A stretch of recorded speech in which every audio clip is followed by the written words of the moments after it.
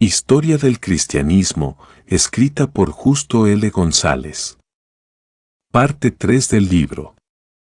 La era de las tinieblas. Capítulo 26. Bajo el régimen de los bárbaros.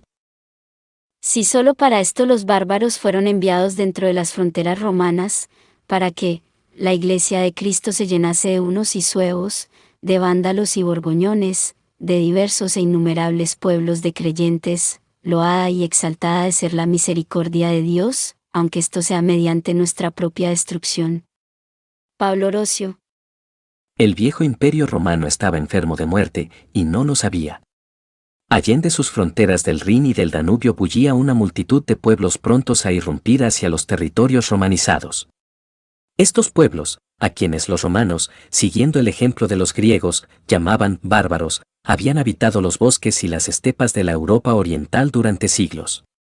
Desde sus mismos inicios el Imperio romano se había visto en la necesidad constante de proteger sus fronteras contra las incursiones de los bárbaros. Para ello se construyeron fortificaciones a lo largo del Rin y del Danubio, y en la Gran Bretaña se construyó una muralla que separaba los territorios romanizados de los que aún quedaban en manos de los bárbaros. A fin de viabilizar la defensa, se hicieron repartos de tierras entre los soldados, que en calidad de colonos vivían en ellas, a condición de acudir al campo de batalla en caso necesario. De este modo el Imperio romano pudo defender sus fronteras hasta mediados del siglo IV. Pero a partir de entonces su defensa se hizo cada vez más difícil, hasta que por fin toda la porción occidental del imperio sucumbió ante el empuje de los invasores. Las causas y las etapas del desastre. Se ha discutido mucho acerca de las causas de la caída del Imperio romano. En la misma época en que los acontecimientos estaban teniendo lugar, no faltaron paganos que dijeron que el desastre se debía a que el imperio había abandonado sus viejos dioses y que por tanto estos le habían retirado su protección. Esta acusación, que ya desde el siglo II se acostumbraba a dirigir a los cristianos ante cualquier calamidad, no presentaba novedad alguna. Frente a ella, los cristianos respondían que la causa de los acontecimientos que estaban teniendo lugar era el pecado de los romanos, y en particular de los paganos entre ellos. Dios estaba castigando a Roma, no solo por haber perseguido a los cristianos, sino también y sobre todo por sus costumbres licenciosas y por su falta de fe. En épocas más recientes, ha habido historiadores que han adoptado una de estas dos explicaciones, aunque modificándolas de acuerdo a los nuevos tiempos. Así, por ejemplo, hay quien dice que Roma cayó por haberse hecho cristiana, pues el pacifismo que predicaban los cristianos debilitó su poderío militar. Empero tal opinión se olvida de que, cuando Roma cayó, tanto los que la defendían como los godos que la tomaron eran cristianos, según veremos más adelante. Frente a tal opinión, hay quienes repiten todavía la interpretación según la cual la caída del imperio se debió a sus vicios, y toman de ello lección que ha de ser aplicada en nuestros días. Pero el hecho es que no hay pruebas de que los vicios de los romanos hayan sido mayores en el siglo V que en el I. Las razones de la caída del imperio son mucho más complejas. El imperio tenía que sucumbir, porque era imposible mantener el desequilibrio que existía entre la vida de sus súbditos y la de los bárbaros. A un lado del Rin y del Danubio, la vida era mucho más fácil que al otro lado. En consecuencia, los bárbaros se sentían atraídos por las riquezas del imperio. Frente a ellos, los defensores de la vieja civilización, acostumbrados como estaban a la vida muelle que dan las riquezas, podían ofrecer poca resistencia efectiva. Por estas razones, cuando los bárbaros comenzaron a atravesar las fronteras, y por alguna razón el imperio no estaba pronto a la defensa, se acudió repetidamente al recurso de los ricos, comprar la buena voluntad de la oposición. A los bárbaros se les daban entonces tierras, y bajo el título de federados, se les permitía vivir dentro de las fronteras del imperio, a cambio de que lo defendieran contra cualquiera otra incursión por parte de algún otro grupo. El resultado fue que pronto la mayor parte del ejército estuvo constituida por soldados bárbaros, frecuentemente bajo el mando de oficiales del mismo origen. Tales tropas se consideraban a sí mismas romanas, y en ocasiones defendieron el imperio valientemente. Pero en otras ocasiones sencillamente se rebelaron contra la autoridad imperial y siguieron sus propios intereses. Buena parte de los bárbaros que causaron gran consternación en la cuenca del Mediterráneo eran de hecho soldados del imperio. Así, por ejemplo, el Godó Alarico, cuyas tropas tomaron y saquearon a Roma en el 410, era oficial del ejército romano, y como tal había luchado en la batalla de Aquilea en el 394, bajo el mando del emperador Teodosio. Por su parte, los romanos también sentían cierta curiosa atracción hacia los bárbaros. Señal de esto es el hecho de que muchos emperadores gustaban rodearse de una guardia de soldados germanos.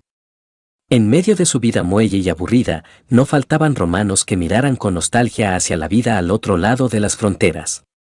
Esto llegó a tal punto que la princesa Honoria le envió al uno Atila una carta de amor y un anillo, ofreciéndosele en matrimonio.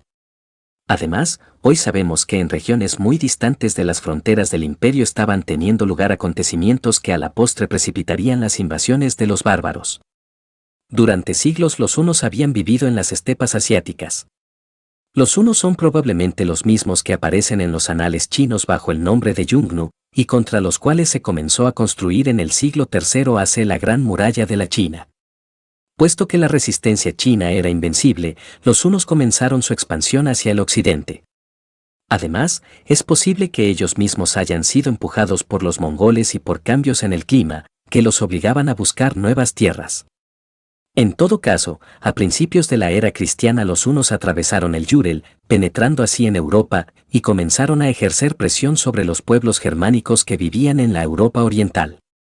Alrededor del año 370, los hunos cayeron sobre los ostrogodos, quienes dominaban la costa norte del Mar Negro, y destruyeron su imperio. Un fuerte contingente ostrogodo, al mando de Atanarico, se dirigió hacia los montes Cárpatos, donde comenzó a presionar a los visigodos, véase el mapa. El resultado de todo esto fue que una muchedumbre de visigodos, al mando de Fritigernes, se presentó ante las fronteras del Danubio pidiendo instalarse en territorio romano. Tras una serie de negociaciones, los visigodos fueron admitidos en calidad de federados. Pero pronto se rebelaron y tomaron las armas contra el imperio. Fue entonces que tuvo lugar la batalla de Adrianópolis, año 378, a que nos hemos referido en la sección anterior. Allí la caballería goda derrotó a la infantería romana, y durante 4 años los godos desolaron la comarca, llegando hasta las murallas mismas de Constantinopla. Por fin, en el 382, el emperador Teodosio logró un tratado de paz con ellos. Empero la paz no duró largo tiempo. Roma no estaba dispuesta a compartir sus riquezas con los godos, ni tampoco a defenderlas.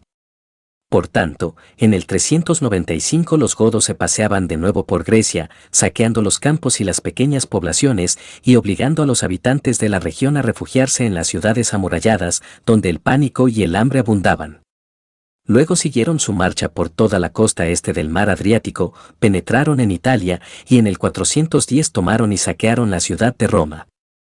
Alarico, el jefe que había guiado a su pueblo en estas últimas campañas, murió el mismo año. Pero ya los visigodos habían mostrado su poderío. Continuaron hacia el sur de Italia, pensando atravesar el Mediterráneo y establecerse en África. Pero una tormenta se lo impidió, y decidieron entonces marchar hacia el norte, donde se establecieron por algún tiempo en el sur de lo que hoy es Francia. Fue allí que se entrevistaron con ellos los emisarios del emperador Honorio, que venían a solicitar sus servicios para luchar contra los bárbaros que se habían establecido en España. A fines del año 406 y principios del 407 se habían desplomado las fronteras del Rin. Una muchedumbre de pueblos germanos penetró entonces en el imperio y desoló los campos de lo que hoy es Francia. De allí, los suevos y los vándalos pasaron a España, donde parecían haberse establecido definitivamente. Fue contra estos pueblos que el emperador Honorio solicitó los servicios de los visigodos, a la sazón bajo el mando de Ataulfo, cuñado del difunto Alarico. Ataulfo y los suyos marcharon a España y, aunque el jefe Godó murió en Barcelona en el 415, la conquista de la península continuó. Pronto los suevos quedaron arrinconados en el noroeste de la península, mientras que los vándalos que no fueron exterminados se vieron obligados a partir hacia las Islas Baleares, año 426, o hacia el norte de África, año 429. Los visigodos quedaron entonces como dueños de toda España, excepto los territorios suevos y buena parte de las Galias. Pero la política de Honorio no había dado buenos resultados, pues ahora los vándalos invadían el norte de África. Como hemos visto en la sección anterior, Se encontraban frente a las murallas de Hipona cuando murió San Agustín en el 430. 9 años más tarde tomaron la ciudad de Cartago y desde allí dirigieron ataques contra las islas del Mediterráneo, Sicilia, Cerdeña y Córcega. Por fin, en junio del 455, tomaron y saquearon la ciudad de Roma, tomando por excusa el asesinato del emperador Valentiniano III, cuya viuda e hijas decían defender. En el entretanto, la Galia, aproximadamente el territorio de la actual Francia y Suiza, sufrió las consecuencias de ser uno de los principales caminos por los cuales los bárbaros se adentraban en el imperio. La ola de vándalos, suevos y elánuos que cruzó el Rin a partir del 406 desoló la región antes de continuar su marcha hacia España. Tras ellos, particularmente en el sur y el oeste de la Galia, vinieron los visigodos. En el 451, las hordas de Atila sembraron el terror, y muchos esperaban su retorno cuando Atila murió en el 453 y el imperio de los hunos se deshizo. En el sudeste de la Galia los borgoñones habían recibido tierras como federados del imperio. Pero a partir del 456 se salieron de sus territorios y comenzaron a hacerles la guerra a sus vecinos y a conquistar sus tierras y sus ciudades. Mientras tanto, en el norte de la Galia, los francos, que también habían sido federados del imperio, se extendían hacia el oeste, hasta las fronteras de los territorios visigodos. En vista de todos estos desastres, las tropas romanas sencillamente abandonaron la Gran Bretaña, dejando la isla a merced de los anglos y sajones, que pronto la invadieron. Por último, los ostrogodos, que se habían recuperado de su gran derrota a manos de los hunos, se posesionaron de Italia y de toda la región al norte de esta península. En resumen, a fines del siglo V la porción occidental del Imperio Romano había quedado dividida entre una serie de reinos bárbaros. De estos los más importantes eran el de los vándalos en el norte de África, el de los visigodos en España, los 7 reinos de los anglos y los sajones en la Gran Bretaña, el de los francos en la Galia y el de los ostrogodos en Italia. Cada uno de ellos recibirá especial atención en una sección aparte del presente capítulo. Pero antes de pasar a tales secciones hay 2 aclaraciones que son de gran importancia para el curso futuro de la historia de la Iglesia. Los reinos germánicos. La primera de estas aclaraciones es que los diversos jefes o reyes bárbaros no se consideraban a sí mismos independientes del Imperio Romano. Muchos de ellos habían cruzado las fronteras con permiso del imperio, para establecerse como federados. Otros, aunque al principio invasores, habían terminado poniendo sus armas al servicio del imperio frente a algún otro pueblo bárbaro. A la postre, todos continuaban declarándose súbditos del Imperio Romano. Su propósito no había sido destruir la civilización romana, sino participar de sus beneficios. Por tanto, aun cuando muchas veces sus campañas y sus políticas destruyeron mucho de esa civilización, a la larga casi todos los pueblos establecidos en el viejo imperio terminaron por romanizarse. Esto puede verse hasta el día de hoy en los idiomas que se hablan en España, Portugal, Francia e Italia, cuyas raíces se encuentran mucho más en la lengua latina que en las de los bárbaros. La segunda aclaración es que muchos de estos invasores eran cristianos. En el siglo IV, cuando los visigodos se encontraban al norte del Danubio, había habido entre ellos misioneros provenientes de la porción oriental del Imperio Romano. El más famoso de ellos, de quien solo conocemos el nombre Godó de Ulfilas, había diseñado un modo de escribir la lengua gótica y había traducido las escrituras a ella. Además, en tiempos del emperador Constancio había habido en Constantinopla un fuerte contingente de soldados godos al servicio del imperio. Muchos de estos soldados se hicieron cristianos y después regresaron a su pueblo con su fe. Puesto que todos estos contactos tuvieron lugar en época del apogeo del arrianismo en el Oriente, los visigodos se convirtieron a esa forma de la fe cristiana. A través de ellos, también los ostrogodos, los vándalos y otros pueblos bárbaros se hicieron cristianos arrianos. La falta de documentos nos impide conocer los detalles de esta rápida y enorme expansión del cristianismo allende las fronteras del imperio. Si los conociéramos, probablemente serían una de las más interesantes páginas en la historia de la Iglesia. En todo caso, el hecho es que muchos de los bárbaros que en el siglo V se establecieron en África, España e Italia eran arrianos. Esto tuvo serias consecuencias, pues hasta entonces la cuestión del arrianismo nunca había sido debatida en la porción occidental del imperio como lo había sido en la oriental. Por tanto, Buena parte de la historia de la Iglesia durante los siglos V y V consistirá en el conflicto entre el arrianismo y la fe católica. El modo en que aquí utilizamos el término fe católica no se refiere al catolicismo romano actual, sino sencillamente a la fe de quienes aceptaban la doctrina trinitaria que había sido promulgada en los concilios de Nicea y Constantinopla. En este sentido, tanto los protestantes como los católicos del siglo XX sostienen la fe católica frente al arrianismo. Lo que estaba en juego era, primero, si los arrianos obligarían a los católicos a convertirse, o viceversa, y, segundo, si los bárbaros que todavía eran paganos se harían católicos o arrianos.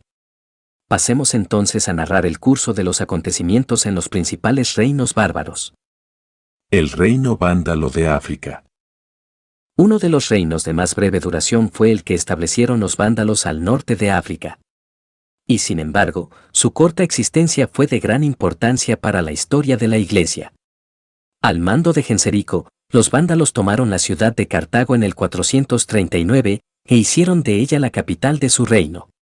Pronto este se extendió a toda la mitad occidental de la costa norte de África. Desde allí emprendieron una serie de incursiones que pronto los hicieron árbitros de la navegación en el Mediterráneo oriental. Así se hicieron dueños de Cerdeña, Córcega y, por algún tiempo, Sicilia. Por fin, en el 455 tomaron y saquearon la ciudad de Roma. Y en ese caso el estropicio fue aún mayor que cuando Alarico y los godos tomaron la ciudad. Genserico era arriano convencido, y por tanto trató de forzar a sus súbditos a aceptar la fe arriana. Puesto que en los territorios que había conquistado había muchos creyentes católicos, así como donatistas, según hemos narrado en la sección anterior, pronto se desató la persecución. Todas las iglesias fueron confiscadas y entregadas a los arrianos, al tiempo que se expulsaba del país a los obispos católicos. A la muerte de Genserico, en el 477, le sucedió Hunerico, quien al principio fue más comedido en su política religiosa. Pero Genserico había establecido toda una jerarquía arriana bajo la dirección de un patriarca de Cartago, y cuando hubo un conflicto entre dicho patriarca y el obispo católico de la ciudad, la persecución se desató con más fuerza que antes. Hunerico les prohibió a sus súbditos vándalos hacerse católicos o asistir al culto católico. Poco después prohibió enteramente el culto católico y expulsó a los obispos y a buena parte del clero de esa persuasión. Muchos fueron torturados y a algunos se les cortó la lengua. Fue por razón de esta persecución que el término vandalismo adquirió el sentido que hoy tiene. Hunerico murió en el 484 y entonces amainó la persecución. La política del rey Trasamundo fue dejar que el catolicismo muriera por sí solo, sin perseguirlo abiertamente. Con ese propósito continuó la prohibición de que los vándalos se hicieran católicos nicenos, y promovió debates entre los católicos y los arrianos. En tales debates el obispo Fulgencio de Ruspe salió a relucir como uno de los grandes defensores de la ortodoxia. Por fin, bajo el gobierno de Hilderico, se les dio más libertad a los católicos. Fulgencio de Ruspe se puso a la cabeza de un movimiento renovador, y junto al obispo Bonifacio de Cartago convocó a un sínodo que se reunió en el 525. Pero el reino de los vándalos estaba destinado a desaparecer pronto. La porción oriental del Imperio Romano, con su capital en Constantinopla, estaba gozando de un nuevo despertar bajo el reinado de Justiniano. Uno de los sueños de Justiniano era restaurar la perdida unidad del imperio, y por ello tan pronto como los vándalos le dieron ocasión para ello envió a su general Belisario al mando de una flota que se apoderó de Cartago en el 533 y pronto destruyó el reino vándalo. A partir de entonces el arrianismo fue desapareciendo del norte de África. Todo esto, sin embargo, tuvo funestas consecuencias para la Iglesia en la región. Ya hemos señalado en la sección anterior que la Iglesia en el norte de África se hallaba dividida a causa del cisma donatista. Ese cisma persistía aún. A ello vino a sumarse ahora medio siglo de gobierno arriano, y una nueva conquista por parte de tropas que en fin de cuentas eran casi tan extranjeras como los vándalos mismos. El resultado de todo esto fue que la región quedó tan dividida y el cristianismo en ella tan debilitado, que la conquista árabe siglo y medio después fue relativamente fácil, y después de esa conquista la fe cristiana desapareció. El reino visigodo de España. En sus primeros tiempos, el reino visigodo se extendía a buena parte de lo que hoy es Francia, y su capital estuvo en ciudades francesas tales como Tolosa y Burdeos. Pero a principios del siglo VI el reino de los francos, bajo la dirección de Clodoveo, comenzó a ensancharse hacia el occidente a expensas de los visigodos. En el 507, en la batalla de Bouille, Clodoveo los derrotó y dio muerte a su rey Alarico II. A partir de entonces, el reino de los visigodos se fue replegando cada vez más hasta que llegó a ser un reino casi puramente español. Por otra parte, no toda España estaba en manos de los visigodos, pues los suevos conservaban aún su independencia en la esquina noroeste de la península. Al establecerse allí, los suevos eran paganos. Pero pronto se hizo sentir la presencia de los antiguos habitantes de la región, que eran católicos, así como de los vecinos visigodos, que eran arrianos. Por tanto, algunos suevos se hicieron católicos, y otros se hicieron arrianos.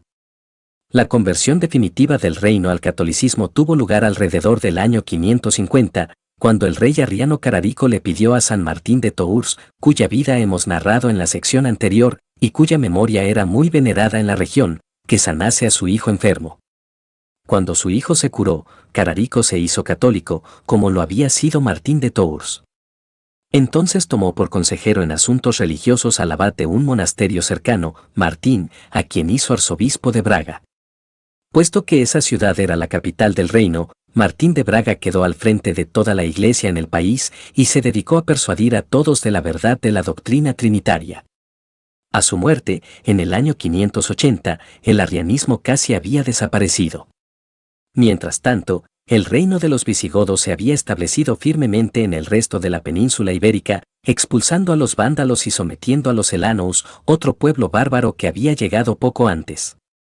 Bajo el gobierno de Leovigildo, la capital se estableció definitivamente en Toledo, que hasta entonces había sido una ciudad de importancia secundaria.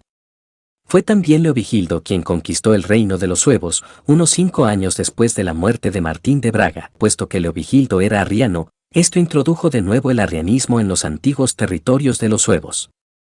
Empero no le quedaba mucho tiempo de vida al arrianismo en España. Al igual que en el norte de África y en otras regiones del imperio, la vieja población católica no estaba dispuesta a hacerse arriana, al tiempo que los bárbaros conquistadores tendían cada vez más a adaptarse a las costumbres y las creencias de los conquistados.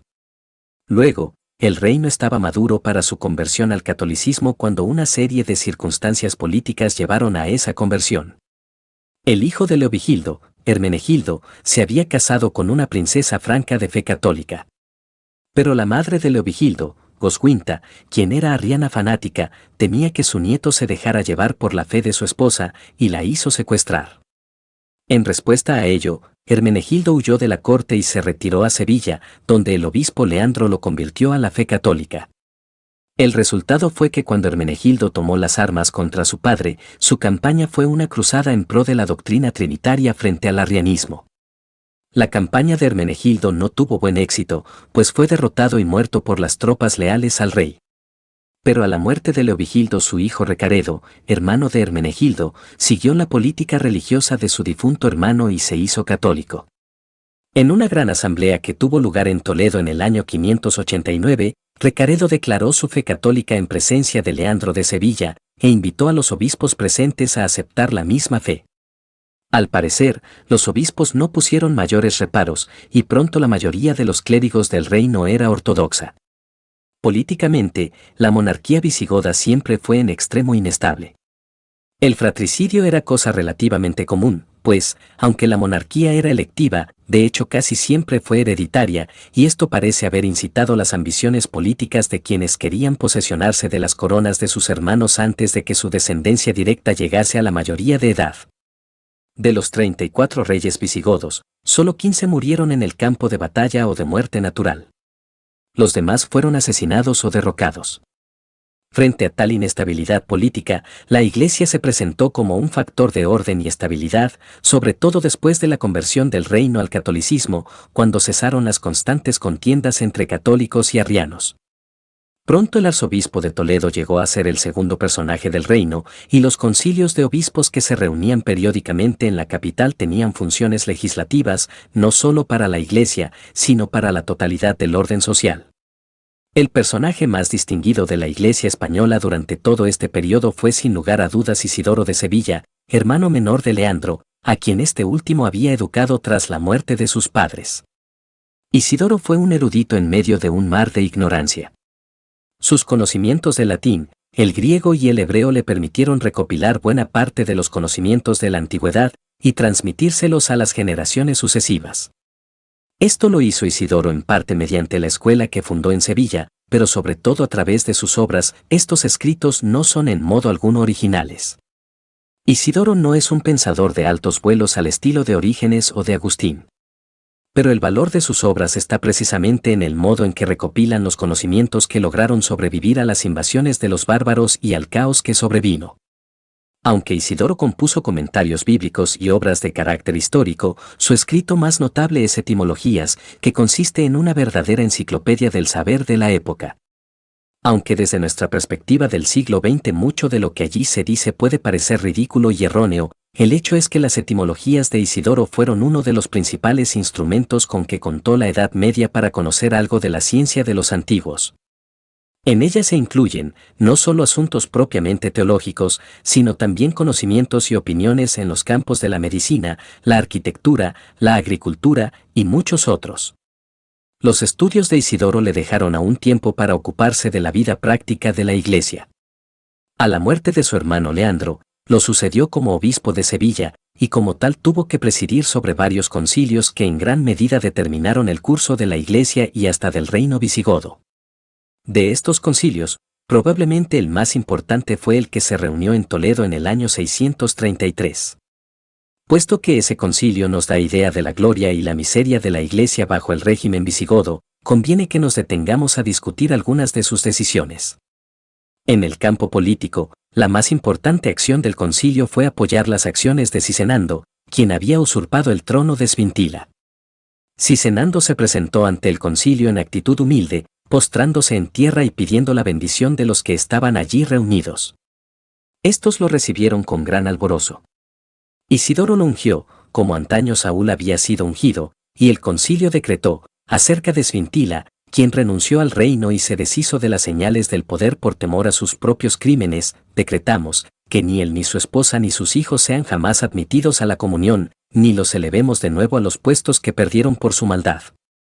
Además se les desposeerá de todo lo que han robado de los pobres.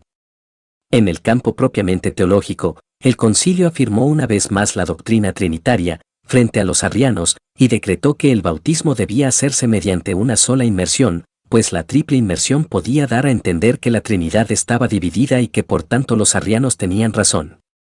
Además, el concilio legisló cuidadosamente acerca de la vida moral de los obispos y demás clérigos, y en particular acerca de sus matrimonios, que solo deben tener lugar después de consultar con el obispo.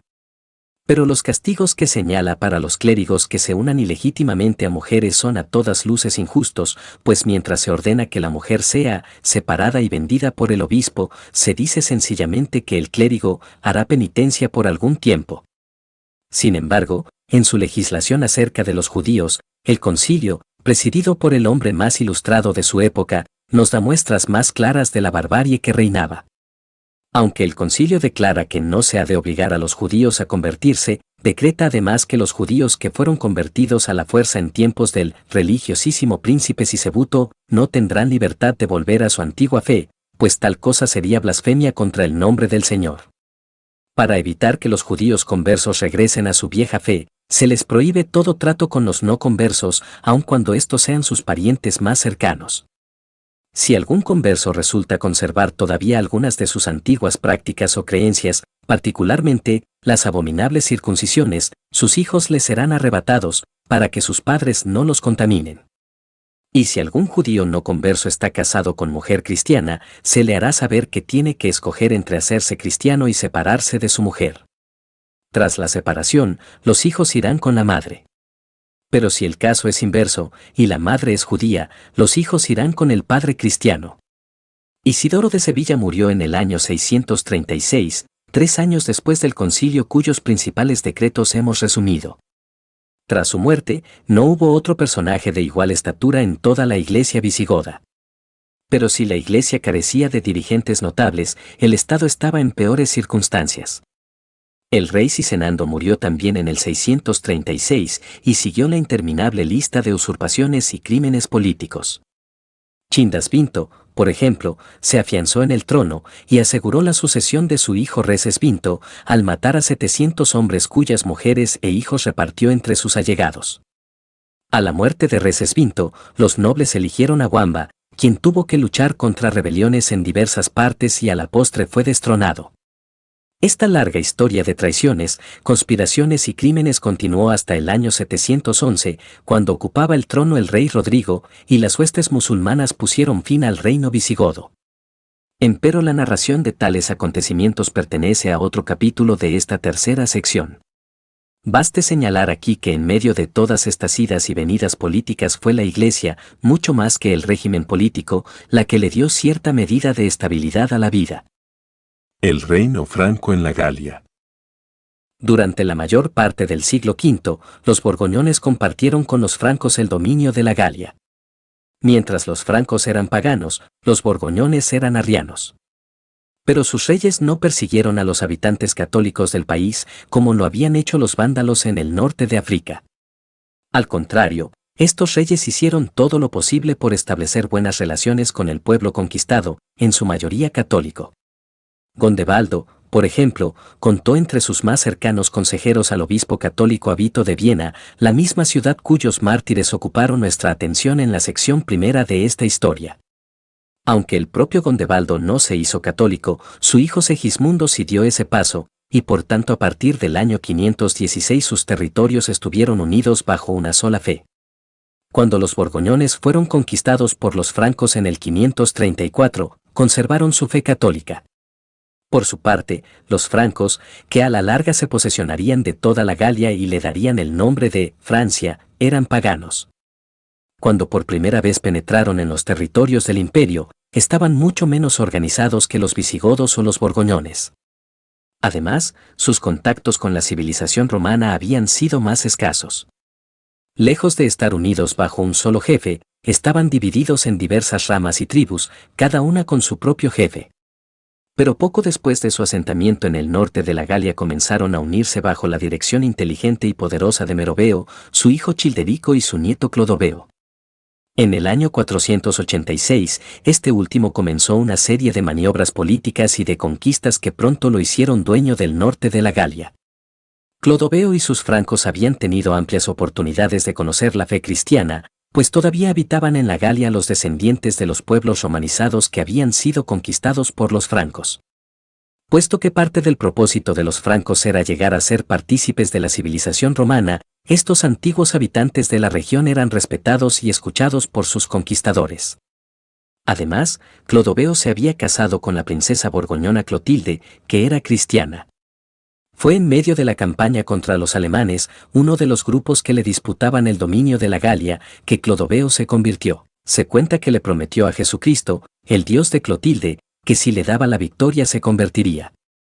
Tras una ardua batalla, los alemanes fueron derrotados, y Clodoveo recibió el bautismo el día de Navidad del año 496, junto a varios de sus nobles, de manos del obispo católico Remigio de Reims. Este acontecimiento fue de gran importancia, pues a raíz de él el pueblo franco se hizo católico, y a la postre daría origen al gran imperio de Carlomagno. Tras la muerte de Clodoveo, los francos continuaron aumentando su poderío. En el año 534 se anexaron el reino borgoñón, y 2 años después tomaron algunas de las provincias que habían pertenecido a los ostrogodos. Además se extendieron hacia el este, allende el Rin, a territorios que hoy forman parte de Alemania y que nunca habían sido conquistados por el Imperio Romano. A pesar de todo esto, sin embargo, los francos no lograban constituirse en una gran potencia, pues tenían la costumbre de dividir sus reinos entre sus hijos. Así, por ejemplo, a la muerte de Clodoveo sus territorios fueron divididos entre sus 4 hijos, y la conquista de los borgoñones fue posible solo porque 3 de ellos se unieron en un propósito común. Además, muchos de los descendientes de Clodoveo se mostraron incapaces de gobernar, y a la postre hubo quienes lo hicieron en su nombre. El antiguo reino de Clodoveo estaba dividido en varias porciones cuando, en el siglo VII, comenzó el ascenso de la familia de los carolingios, que reciben ese nombre porque varios de ellos se llamaban Carlos, que en latín es Carolus. El primero de los carolingios fue Pipino el Viejo, quien poseía enormes extensiones de tierra y utilizaba sus ingresos para sus propósitos políticos. Su nieto, Pipino de Heristal, ocupó el cargo de mayordomo de palacio de uno de los reinos francos. Desde esta posición, Pipino era de hecho el rey. Pero no trató de deponer a quien reinaba de nombre, sino que continuó manteniendo la ficción de que quienes gobernaban eran los descendientes de Clodoveo. Mediante una política hábil y varias campañas militares, Pipino de Heristal logró reunir bajo su poder todos los territorios de los francos, aunque sin darles una unidad visible. Su nieto Carlos Martel, es decir, el Martillo, aumentó el prestigio de la familia al derrotar a los musulmanes en la batalla de Tours, también llamada de Poitiers, en el año 732. A su muerte, era quien de hecho gobernaba todos los territorios francos, aunque siempre supuestamente en nombre de los descendientes de Clodoveo. Por fin, el hijo de Carlos Martel, Pipino el Breve, decidió deshacerse de un rey inútil, Childerico III, el Estúpido. Con la anuencia del Papa Zacarías, obligó a Childerico a renunciar al trono y a tomar la tonsura y el hábito de la vida monástica. Entonces Pipino tomó para sí el título de rey, aunque no lo tomó por cuenta propia, ni por elección de los nobles, como se había hecho anteriormente entre los pueblos bárbaros, sino que fue ungido por el obispo Bonifacio, bajo órdenes del Papa Zacarías. La unción de Pipino por Bonifacio es de importancia, pues tenemos aquí la transición de la vieja monarquía electiva o hereditaria a la monarquía por derecho divino, pero sobre todo porque el hijo de Pipino, a quien la posteridad conoce como Carlomagno, llevó el reino franco a la cumbre de su poder. En medio de todo este proceso, la Iglesia jugó un papel doble. A veces, cuando había reyes poderosos como Clodoveo, pareció sencillamente prestarle su apoyo al poder real. Pronto se estableció la costumbre de que los obispos fueran nombrados, o bien por el rey, o al menos con su consentimiento. La consecuencia de esto fue que muchos obispos eran funcionarios reales más que pastores, y que muchos nombramientos se hicieron por razones políticas. Aunque buena parte de las tierras pertenecía a los obispados, y a veces precisamente por eso, los obispos no eran verdaderos pastores, sino más bien señores feudales que debían su posición a la protección de algún rey u otro señor poderoso. En tal situación, el servicio a los pobres se descuidaba, y se hacía poco por regular la vida eclesiástica. En el año 742 Bonifacio, el mismo que poco después consagraría a Pipino como rey, le escribía al Papa Zacarías diciéndole que el gobierno de la Iglesia estaba prácticamente en manos de señores laicos, y que un concilio de obispos para regular y renovar la vida de la Iglesia era cosa desconocida en el reino franco. Las Islas Británicas. Aún en los tiempos de mayor gloria del Imperio Romano, este no había conquistado todas las islas británicas, sino que se había limitado a la porción sur de la Gran Bretaña, lo que hoy es Inglaterra. Al norte, quedaban los territorios de los Pictos y Scotus, en lo que hoy es Escocia, separados del mundo romano por una muralla que el emperador Adriano había hecho construir. Además, Irlanda no había sido invadida por los romanos. Luego, cuando las legiones romanas, en medio del desastre de las invasiones de los bárbaros, se retiraron de la Gran Bretaña, lo que de hecho abandonaron fue la porción sur de la isla. En esa zona, sin embargo, había una numerosa población de gentes cristianas y romanizadas. Algunas de estas personas se replegaron a zonas más fácilmente defendibles, mientras que otras permanecieron en sus antiguas tierras, donde quedaron bajo el régimen de los bárbaros que pronto invadieron la región. Estos bárbaros procedían del continente y eran en su mayoría anglos y sajones. A la postre, quedaron organizados en 7 reinos principales, aunque hubo otros más efímeros y de menor importancia: Kent, Essex, Sussex, Anglia Oriental, Wessex, Northumbria y Mercia. Los gobernantes de todos estos reinos eran paganos, aunque había entre sus súbditos un buen número de cristianos cuyos antepasados habían vivido en esas tierras desde antes de las invasiones. También antes de las invasiones había ocurrido otra cosa de gran importancia para la historia del cristianismo en las Islas Británicas. Se trata de la misión de Patricio a Irlanda.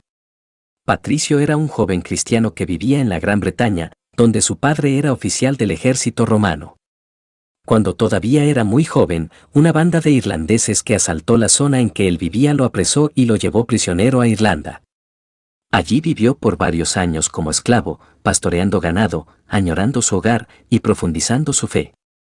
Por fin, mediante arreglos con el capitán de un barco, logró escapar, pero antes de poder regresar a su hogar fue llevado al continente, donde pasó muchas dificultades antes de regresar a la Gran Bretaña. De vuelta a su hogar, Patricio gozaba de lo que parecía ser un merecido reposo cuando recibió en sueños un llamamiento de ir como misionero a Irlanda, el mismo lugar donde hasta poco tiempo antes había sido esclavo. Así lo hizo, y con grave peligro de su vida comenzó a predicar en Irlanda. Tras una nueva serie de dificultades, comenzó a ver los resultados de su obra, y se cuenta que su éxito fue tal que en ocasiones bautizó a multitudes de irlandeses, sencillamente mandándoles a todos que se introdujeran en las aguas de un río, y entonces él pronunciaba la fórmula bautismal sobre la muchedumbre. Pronto comenzó a ordenar e instruir sacerdotes irlandeses para que sirvieran de pastores a los recién convertidos. La iglesia que Patricio fundó en Irlanda tenía varias características que la distinguían del cristianismo en el resto de Europa. De ellas la más notable era que, en vez de ser gobernada por obispos, quienes tenían autoridad eran los abades de los conventos. Además, el domingo de resurrección se celebraba en una fecha distinta, las tonsuras de los clérigos eran diferentes, etc. Poco después de la obra de Patricio, Irlanda se había vuelto un centro misionero. Puesto que ya entonces los bárbaros habían invadido la Gran Bretaña, y puesto que en todo caso los pictos y escoutos del norte de esa isla nunca habían sido cristianos, buena parte de la labor misionera de los irlandeses iba dirigida hacia la Gran Bretaña. El más famoso e importante de estos primeros misioneros irlandeses fue Columba, quien se había educado en Irlanda en un monasterio que conservaba mucha de la sabiduría de la antigüedad. Alrededor del año 563, Columba y 12 compañeros se establecieron en la pequeña isla de Iona, frente a las costas de Escocia. Allí fundaron un monasterio con el propósito de que fuese un centro misionero para la conversión de los pictos. A partir de allí, Columba y sus compañeros hicieron varias visitas a los territorios de los pictos hasta que lograron la conversión del rey Bridio y de la mayoría de sus súbditos. A partir de Iona, el cristianismo se extendió también hacia los reinos de los anglos y los sajones. Casi 40 años después de la muerte de Columba, el rey de Northumbria, Osvaldo, se vio obligado por circunstancias políticas a refugiarse en Iona. Cuando en el año 635 llegó el momento de la batalla decisiva en la defensa de su reino frente a los bretones, se cuenta que vio en sueños a Columba, quien le daba valor. A la mañana siguiente, antes que el enemigo se preparase para la batalla, Osvaldo levantó una ruda cruz, y le pidió la victoria al dios de Columba. Entonces él y los suyos se lanzaron sobre los bretones, que huyeron despavoridos. El resultado fue que todo el reino de Northumbria se hizo cristiano. A petición de Osvaldo, los monjes de Iona enviaron misioneros a su reino. Uno de ellos, Aidan, fundó en la isla de Lindisfarne un monasterio semejante al que Columba había fundado en Iona. A partir de allí, la fe cristiana se expandió a varios otros reinos de la Gran Bretaña. Los monjes misioneros provenientes de Irlanda eran a la vez personas devotas y estudiosas. Los monasterios irlandeses fueron uno de los pocos centros donde se preservó el conocimiento de la antigüedad durante el periodo caótico que siguió a las invasiones de los bárbaros. Empero no solo de Irlanda llegaron misioneros a la Gran Bretaña. Cuenta la leyenda que Gregorio el Grande, uno de los más notables papas, cuya vida y obra discutiremos más adelante, se paseaba por el mercado en la ciudad de Roma cuando le llamaron la atención unos jóvenes rubios que estaban a la venta como esclavos. ¿De qué país son esos jóvenes?, preguntó Gregorio. Son anglos, le contestaron. Anglos han de ser en verdad, pues tienen rostros de ángeles. ¿Dónde está el país de los anglos? En Deiri. De ira son en verdad, pues han sido llamados de la ira a la misericordia de Dios. ¿Cómo se llama su rey? A.L. Aleluya. Hay que hacer que en ese país se alabe el nombre de Dios. Es posible que este diálogo, que nos cuentan cronistas antiguos, nunca haya tenido lugar. Pero en todo caso no cabe duda de que Gregorio sintió desde joven una atracción por el país de los anglos. En cierta ocasión trató de ir como misionero a esos territorios. Pero era demasiado popular en Roma. El pueblo se amotinó y no lo dejó partir. En el año 590, según veremos más adelante, llegó a ser papa. 9 años más tarde dio muestras de su antiguo interés por el país de los anglos enviándoles una misión de varios monjes encabezada por Agustín, procedente del mismo monasterio a que había pertenecido Gregorio antes de ser papa. Tras algunas vacilaciones, Agustín y los suyos llegaron al reino de Kent, en la Gran Bretaña. El rey de ese país era Ethelberto, quien se había casado con una princesa cristiana y había dado muestras de favorecer la predicación del cristianismo en sus territorios. Al principio los misioneros no lograron muchos conversos. Pero cuando por fin el propio Ethelberto se convirtió, siguió una conversión en masa. En Canterbury, la capital de Kent, se fundó un arzobispado, y Agustín fue el primero en ocuparlo. A su muerte, menos de 10 años después de su llegada a la Gran Bretaña, todo el reino de Kent era cristiano y había conversos en todas las regiones vecinas. El proceso de conversión de los 7 reinos, sin embargo, no tuvo lugar sin dificultades y oposición. En el propio caso de Kent, tras la muerte de Ethelberto se siguió una breve reacción pagana, aunque el nuevo rey se convirtió poco tiempo después. Uno de los episodios más curiosos en toda esta historia tuvo lugar en el pequeño reino de Anglia Oriental. Alrededor del año 630 reinaba allí Sigeberto, quien durante un periodo de exilio en Francia se había convertido y hecho bautizar. Sigeberto hizo venir de Kent al obispo Félix, quien llegó con un contingente de misioneros y maestros. Pronto el reino se hizo cristiano, y el propio rey decidió dedicarse a la vida monástica. Tras abdicar en favor de un pariente, se retiró a un monasterio, donde recibió la tonsura y se dedicó a la vida contemplativa. Pero algún tiempo después el rey pagano de Mercia, Penda, atacó a Anglia Oriental. Carentes de dirección militar, los habitantes del país acudieron a su antiguo rey, suplicándole que marchara con ellos al campo de batalla. Sigeberto les recordó que sus votos monásticos le prohibían tomar la espada.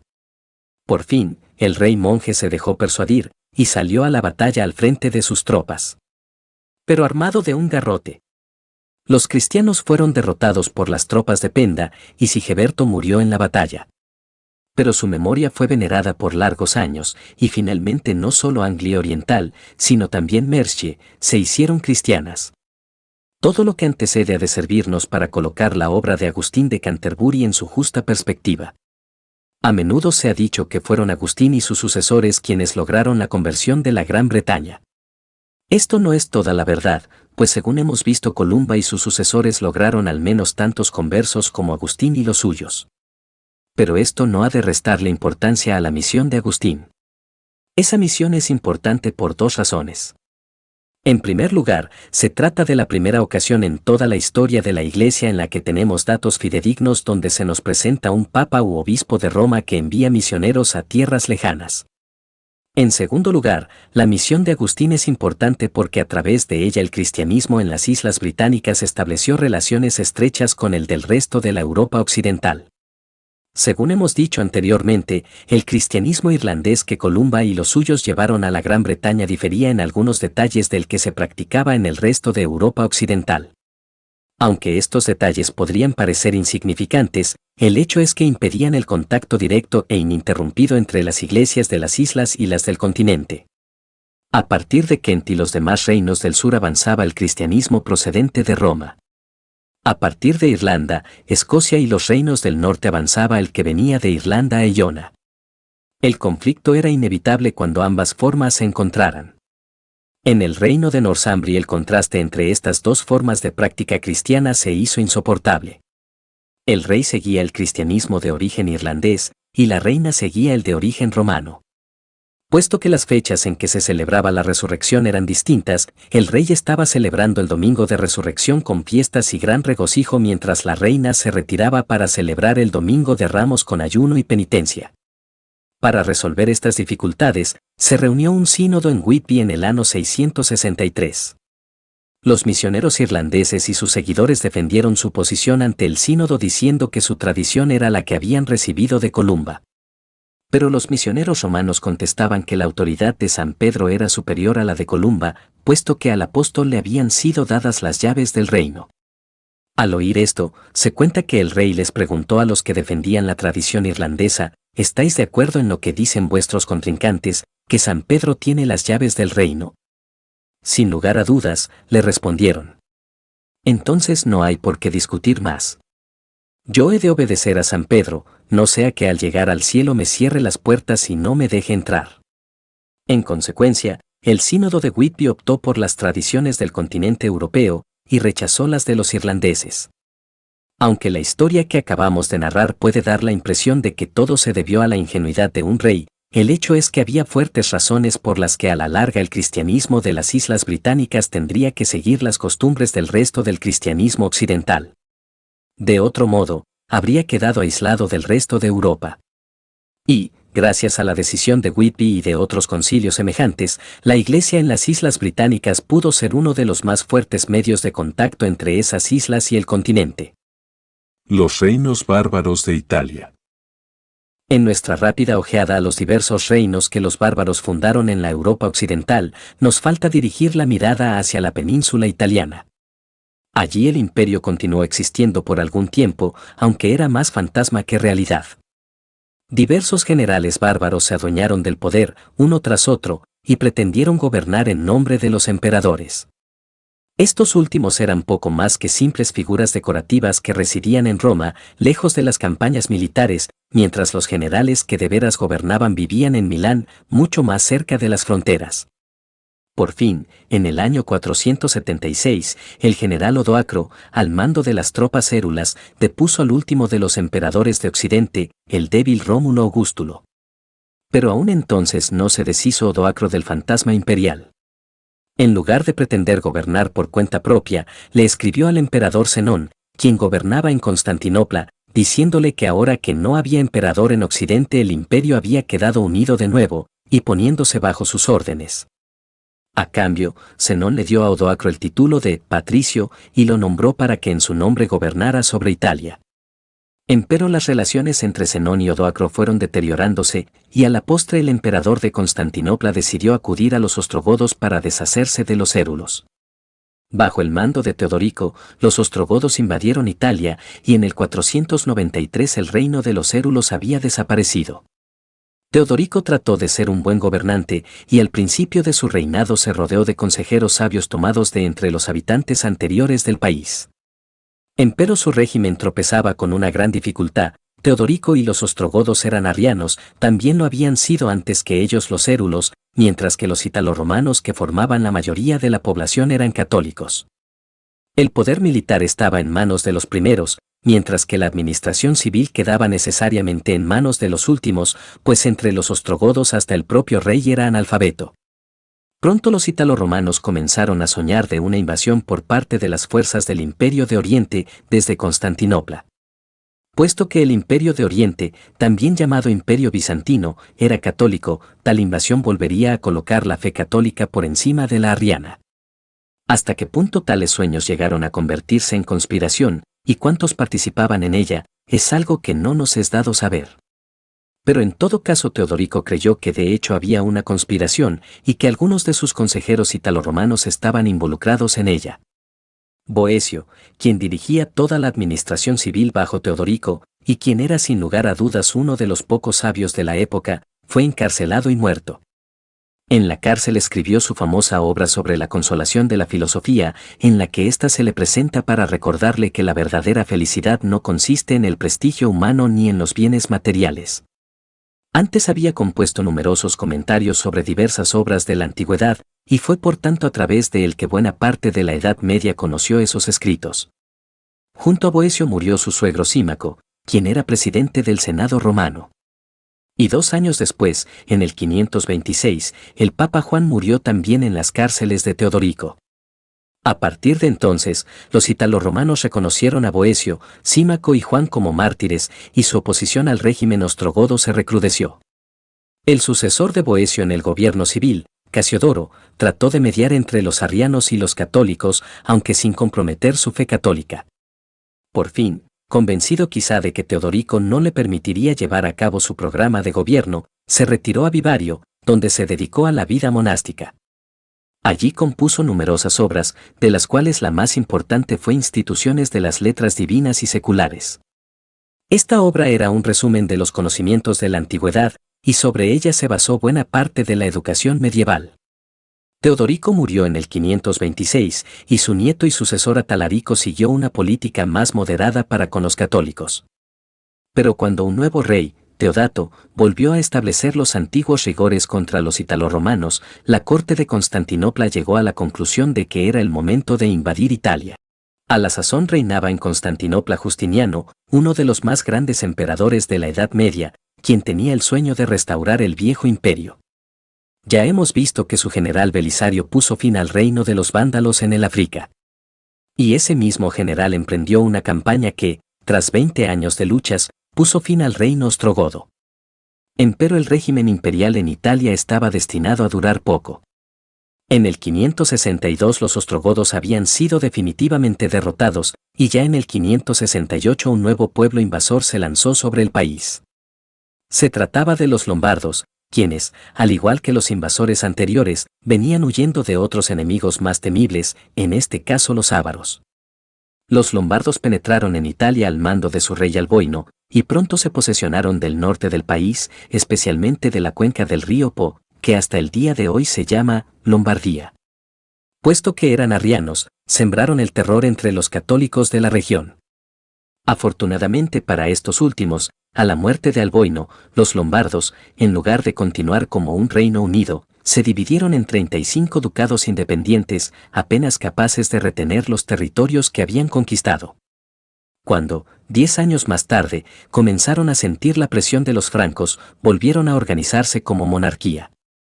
Pero su invasión había perdido ya su ímpetu inicial.